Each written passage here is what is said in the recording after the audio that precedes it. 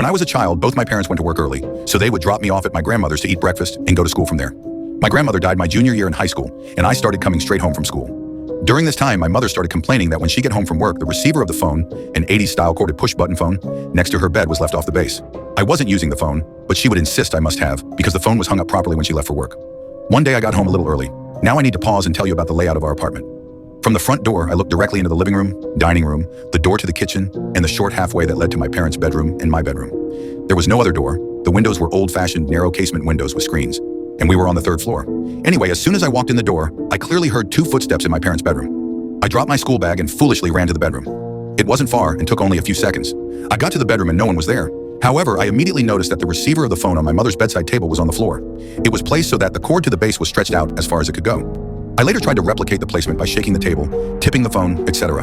I could never get the receiver off the base. When I finally resorted to knocking it off with a finger, it would fall on the table or next to it. The only way I could replicate the placement of the receiver where I found it was to carefully stretch the cord, place it, and hold it for a few moments. It could not have gotten to that spot by accident.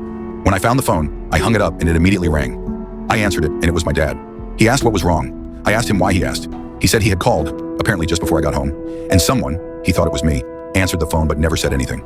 He finally hung up and had been trying to call back and only got through after I hung up the phone. I've never figured out what happened. I definitely heard footsteps and I'm just as certain there was no one there. No one went by me. The windows in the bedroom were not disturbed and my parents had too much stuff under the bed and in the closet for anyone bigger than an infant to hide in either spot. Also, after this, my mother never found the phone disturbed again.